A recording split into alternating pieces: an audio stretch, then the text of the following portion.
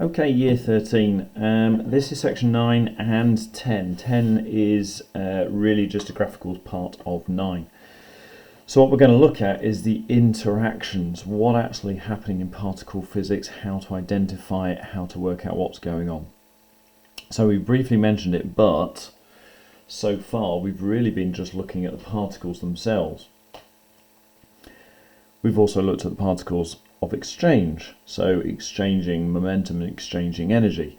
But at the moment that basically means we've just got an awful lot of collection of facts. So we know particles fall into different groups. We know that the bosons, that group that is carrying energy and momentum, are somehow involved, mainly because most of them are mesons. So mesons link into this. We know that Higgs boson, I should say, links in with all of it, the Higgs field. So mesons and baryons, they're made of quarks. They've got leptons that aren't made of quarks, but it doesn't actually hold together. It doesn't explain anything so far. So this section is really about trying to get an explanation of what's going on. How does it all fit in? And that's interactions. So the bottom line is things happen. The things are happening because of the exchange particles, but you can't have the exchanges without the particles to exchange between. So what do I mean? We know that in this picture here, from two ups and a down, so we know the behaviour of that particle is what we call the proton's behaviour. Two up quarks, one down, held together with forces, and those force exchange particles, in this case the gluons gluing it together, make things happen. Or perhaps prevent them from happening, just as equally valid. Now if we look at the ideas of what the forces do, well, force tends to hint that it's about pushes and pulls, and for most of them it is, but not the weak interaction. So the weak force isn't really. What it does is it changes the type of quarks in materials. So if you take your blue proton, and we've got two ups and a down, we know from the work we've just done on quarks that the neutron is two downs and an up. That one's dud. Something has to make that change, and it's this idea of production or effect that's making it all happen. So sometimes we get changes, sometimes we don't. We just literally get breaking apart, this idea of gluons and so on. But that force releases energy, so there is a particle process to make it happen. And again, as we said with the exchange particles, they only exist for a really short time. So that links into the theories that work with quantum. It has to be borrowed energy, therefore, for something to happen, to create that force that pushes, pulls, etc. But it can only do it for a limited time. So when we're talking about things like this, back to my first picture, this effectively is an alpha decay. So here we've got a parent isotope. It decays into a daughter isotope, and an alpha particle shoots out. So from my models that we were showing the other day, effectively, here is our, let's get in one piece first, here is our parent product. Okay, I don't know if we've got that in the picture, let's just see, moving around, there we go. So there's our parent nucleus. The daughter is left behind after an alpha particle shoots out, so we have a smaller, more stable nucleus.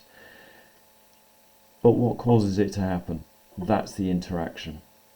Now we can do the thing in reverse. If we have particles that collide, that same interaction can make them basically stick together. So we can fuse together particles. So we can fission, we can break nuclei apart, we can fuse them together through collisions. It might be a partial collision, this might come in, smash this up, metaphorically saying, break this apart, reconfigure it let it reconfigure into different combinations.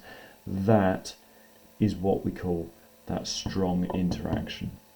But the weak one is a bit more clever.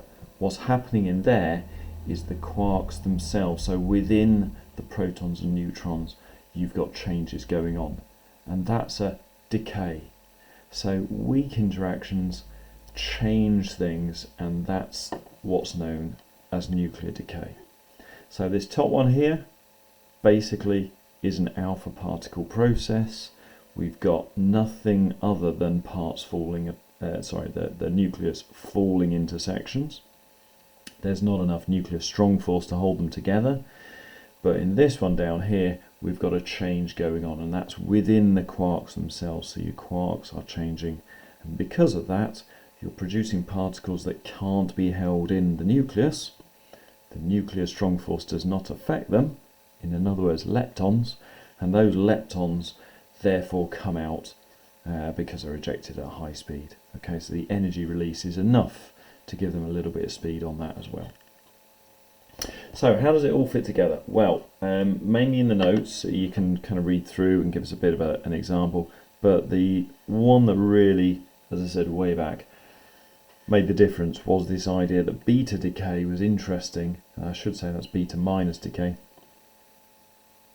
is what you did at GCSE. I'm not quite sure why it's come out double. There we go. In beta minus decay, we had this idea of other things going on.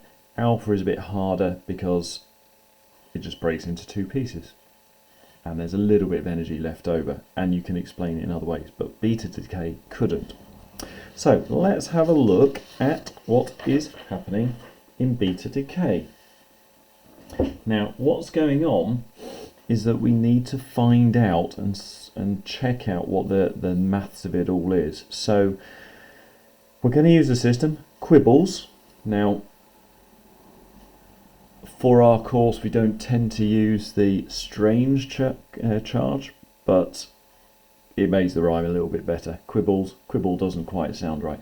So if we have a beta minus decay, what we've got is something that has too many neutrons, so neutron rich, as we say, too many neutrons. One of the neutrons will decay into a proton. So what I've got as a process, I've got a neutron decaying into a proton, and we know that an electron comes out.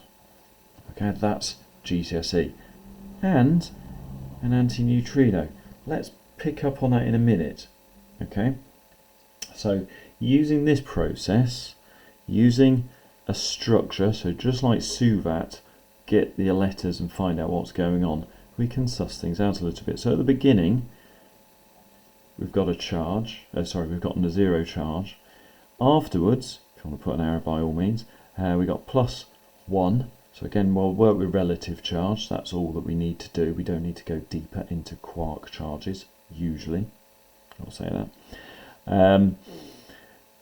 What we then end up with is an electron, where that's a minus charge. Okay, so that works fine. I've got 0 at the beginning, that adds up to 0 at the end. Charge is conserved. Fine. Baryon number, well, a neutron is a baryon, so that's plus 1. A proton is a baryon, and that one isn't. Okay, and so again, everything seems to be conserved. That's fine. Lepton number, well, if it's a baryon, it's not a lepton, so that's 0 and that's 0. That is a lepton, and that's where we have our problem. Okay, we don't have conservation of lepton number. We don't have conservation processes going on. So the lepton number is not conserved. We've got a problem. So what do we need? We need something that is a negative lepton number, so it's an anti-lepton. It needs, because these add up, these need to be 0, that needs to be 0, so there's no charge. It's not a baryon because it's an anti-lepton, and if we go through the strangeness as well, then that's quite simply, none of them need to be strange, okay, to conserve those. So the hunt was on for a particle, and the more full version of beta minus decay is not what you learned at GCSE, because it doesn't quite add up. The other thing that's not here, and unfortunately is not as simple as just this, adding up numbers, is of course mass energy. So if we add up the mass, static rest mass energy, the energy needed to create a neutron and a proton and an electron, some will be left over, and that can be released as kinetic energy, but it still didn't make up enough energy. There was still some missing, and that's that hint at that other particle. So we have a neutrino. It's an electron neutrino, so they are always paired up. So electrons have an electron neutrino, a tau has a tauon, a tauon has a tau neutrino, and a mu has a muon neutrino. And it's antimatter. So that's our process, very much like a chemical reaction when you're balancing those, except easier. All you need to do is just add them up and see what is the missing property, and those will be the properties of your missing particle. Okay. Now, just to go deeper, if we think about what's going on, what we've actually got is quarks changing inside. So if we go into our tables that we had, okay, and let's just get that value out. He says, try and find it. There we go. Quark. So off your data table, off your either from earlier in the chapter or from your data book that you get in the exam. We can go into a little bit of detail. So what we've got going on for that one is our neutron, dud, changes into odd, plus an electron, plus an antineutrino. So we're still getting the same thing, but deeper inside, what's really happening is we've got a slight change going on. Our D becomes a U. Quick check, again, quite popular in exam questions. Rather than looking at the particles, look at the actual fundamental particles. Let's have a quick check. So at the beginning, we've got our D. That will be a charge of -1/3. That's going to change to an up, so that's +2/3. We still need the other particles given out, so we have an electron charge of -1 and no charge on that one. Okay, add them up. Yes, that's right. Yeah, so 2/3 subtract 1 is -1/3. That's all happy. Baryon number, these are again more simplistic. It's just 1/3 of a baryon. That's 1/3 of a baryon. It's kind of more obvious. The charge is the main thing. That's not a baryon, that's not a baryon. So again, that's conserved. Lepton number, not, 1 and -1. Okay, so again, that's all conserved. So why that's happening is because of that. Again, it doesn't help us what's causing that to happen, so we need to look at the process, but that's how you can check out what interaction is going on and if there is other particles. Often, fairly frequently, but not that frequently in the exam, but quite commonly, they'll have particle goes to particle plus x, and you need to figure out what x is. So the process is work out the missing properties. Now, if we do this for other things, it'll work out exactly the same. So have a practice on this. Get into the habit of using quibbles. Again, we on our course don't really have strangeness. Notice, as I said on my data sheet that I showed you, it doesn't have strange values. It only has electric charge values. So this one here, protons not on their own, because they're stable on their own, but when they're in nuclei, they can decay. So they can actually decay in reverse, effectively, if there's enough energy, etc., etc. And this does happen naturally, but what it turns into is an anti-electron. Now I'm going to be cheaty slightly. Rather than putting a bar, I'm going to put a plus. Okay, and what you'll find is you'll need that neutrino again, but is it a neutrino or an anti-neutrino? Again, if you've got the logic, you can figure it through, but just often it's about showing, so get into the habit using quibbles. So we have +1 turns to 0, +1, that's got to be 0. Okay, so the neutrino, great, we know that's fine. That's going to be +1 turns to +1, +0, +0. So again, they're happy with that. And the lepton is going to be, that's not a lepton, and certainly that isn't, because they're both baryons instead. Obviously, I should say, if it's a meson involved in the process, then both baryon number and lepton number will be 0. So if they're both 0, it's the other group. Lepton, oh no, that's a -1 because it's an anti-lepton. So therefore that one needs to be 1. Therefore that is a neutrino, an electron neutrino, not an antineutrino. So logic there, you need matter and antimatter, antimatter and matter. Okay, so that's how the whole thing works. Now we can describe, and I'm going to jump ahead a little bit, using Feynman diagrams. Okay, so this section here is, I think, quite a nice, useful way of seeing what's going on. So if I grab my board, okay, and just look at this bottom process here. So here we have some parent nucleus, often given us, of course, what the nucleus is. So they'll give the isotope, but carbon 14, say, let's use a version at GCSE. So that's 6.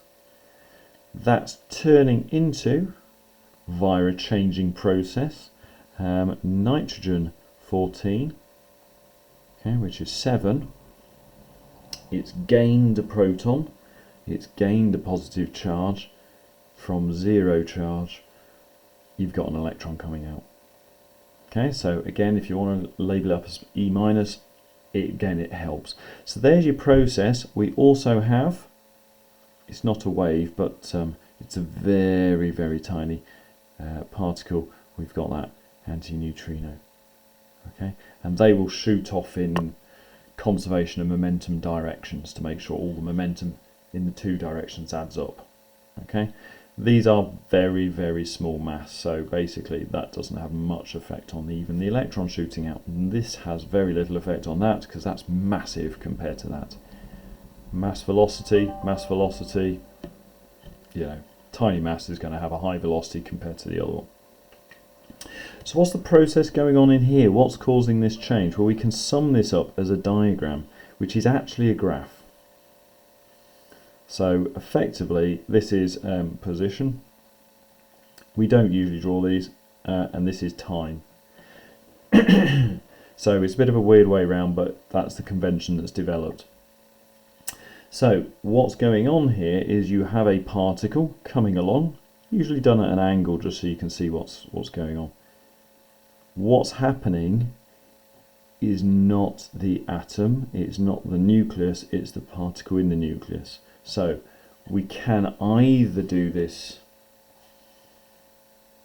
at the particle level, okay, the hadron level, or we can do it at the quark level. It doesn't matter. I'll add on and show why, or show the difference rather. So this one here, we have a neutron, excuse me, that's nitrogen, a little n, lowercase for neutron, and then at some point in time something happens, and the thing that causes it to happen is that weak force exchange particle. Okay, so it's going to be a W or potentially a Z. It's never a Z for us, but yeah, it could be a Z in other reactions, okay, that we don't study. So what happens is at that point, it's not a recoil, but you can think of that if it helps you think. At that point, it's decayed. We have shooting out of here our proton. Now that proton obviously is positive. That helps. That's neutral. Keep adding these little symbols, it really does help. So if you had nothing and positive shot off, we have something that is negative shooting in this direction. So straight away we can go, oh, that must be a negative W. Okay, so the weak force is the negative W particle. And then because it is so massive and it's had to borrow energy, again, just remind you that excuse me, other way around, that delta mass, delta time, or excuse me, energy, you know, that kind of idea. It doesn't really matter too much because they're all related and they're all directly proportional. So the energy can only be borrowed for a small amount of time, so after a certain time that decays, and it's that decays into 2 more particles, and they're drawn up not because they go off in that direction, but kind of the idea of time. So time is travelling onwards. Some people, I should say, more correctly perhaps, but these don't last long, they go slightly uphill. You know, it doesn't matter too much about that, but there's your decay happen, decay of the neutron, and then here we've got the decay of your W minus, and because of that, etc, etc, you get your particles. So at that point you're getting pair creation. The energy is released to create a pair of particles. It's not pure energy, there's other stuff going on, charge is conserved, so it's not that pair in terms of a positron and electron, it's the pairing of first layer leptons, so the first classification of leptons. So you get your electron coming out. Which electron is it? It's the negative one. Charge flows all the way through. Okay, so here you can think of this as plus and minus. Plus goes that way, minus goes that way, and comes out the other end. And there's our antiparticle. Okay, so you don't tend to see that, but that's quite a nice visual way of thinking about what's going on inside. Something has made it happen, and it's that weak force that's made the change. It's at this point that the interaction is happening, but it doesn't last very long, etc. And these, I should say, carry on. You know, you could draw the arrows on forever. If we actually wanted to go to the quark level, then what we've got is not neutrons and protons, but the rest of it stays the same. Effectively, you've got 3 quarks, so you have your 3 quarks passing along together through this process. I should say length and angles are all to do with probability, so there's a little bit more to it than this.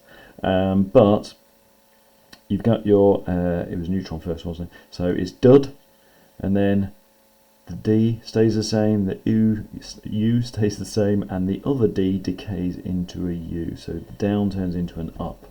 So that is your proton, yeah, and that is your neutron.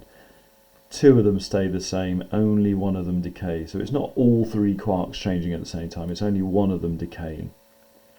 Okay, and we can use this process to explain anything. If we were to go back to the top picture, let's get rid of that a second. So if we have an alpha decay, we could do the opposite, where they collide instead, but again here you've got your 1 particle, okay, and because of that you're getting a change, you're getting the strong interaction isn't enough to hold it together. Some sort goes on, so we end up with actually same particles before, but it splits. So this one's a bit more complicated, but if we go a far easier version, for example, I'll make that a bit simpler. If we could find the pens, would be good. Here we go, there's one. So if we shot a particle at that in a particle collider, whatever this is, maybe this is only 1 particle, but it interacts with 1 of the particles anyway, and then, you know, stuff happens. What you'll find is that you can represent it in the same thing. We've got 2 particles at the beginning. This is more what we'll see on the course. 2 particles come in, something happens, the 2 particles go out. Okay? And it's as simple as that. What you don't need, what you don't have happen here, is if it's a collision, then this is going to be a strong force. It's going to be a pion that's making the effect happen. It's that clashing, etc. And what you'll find is pions don't change any of the quarks, so it is just a force. So this is representing the collision between your 2 particles, whatever your 2 particles are. If it was something being affected by charge, Okay, so again we've got let's not do annihilation, that's what, again, one off our course. But if you had something that is let's just say an electron repelling another electron, here we go, that is not nuclear strong force because they're leptons. Okay, so the thing that's making them go apart is the repulsion. And so what you'll find is your electron comes in, electron 1, electron 2. Excuse me, that's a terrible wiggle. So we always draw it as a wiggle for the exchange particle, and the reason why is because of the first theory that did this, called quantum electrodynamics, the link between electrons and photons. Okay, so that's the charge carrier, sorry, that's the force carrier, the energy carrier for charge particles as they interact. Okay, so a little bit more complicated with a collision. Is it due to the charge that's causing the problem, or is it a physical, you know, collide, recombine type thing? Okay, so this is basically repulsion. You could say it's attraction as well. Again, we don't cross them over or anything, just for clarity.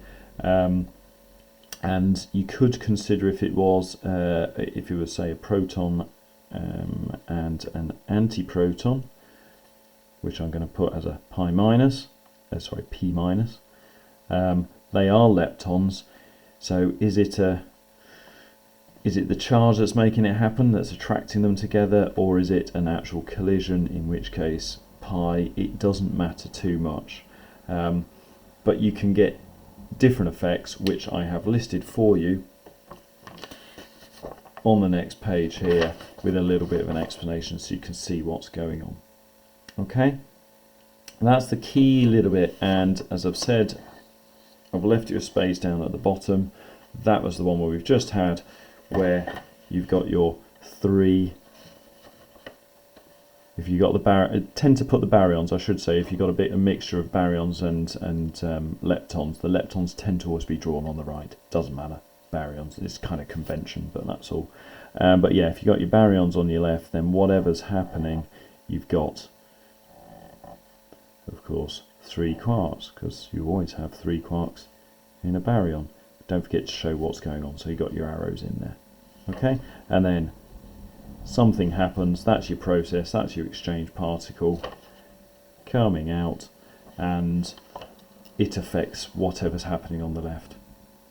Okay, so that's your, as I say, that's your interaction. Perhaps more correctly, interaction starts there. But as I say, this is borrowed time, borrowed energy for borrowed time, so it's a really short moment. This is like a microscopic picture. Okay, so a little bit of guidance. If you're drawing them, I think they're fairly straightforward. It's worth getting your head around them. As I say, you need to sit down and read them. Really, strangeness, again, we don't have on our course, so you don't need to worry too much about that. Little bit extra there. So if you do have a decay, strangeness decays as well. Okay, so in the language of the terminology, a decay is not going to be represented by that, because you have 2 particles at the beginning. Okay, so that's unlikely to happen. You are far more likely to see it like this. So here's our 1 particle and it's decaying into 2. Okay, so again, a bit like pair creation, because it's the energy creating things, except in this case it's this that's causing it to happen. So it's not a pair creation, but it's still an exchange of energy in the same way. E equals mc squared. So you won't go any deeper than that, or more likely that. So just have a play around with the questions in the back and just check that you're okay with them.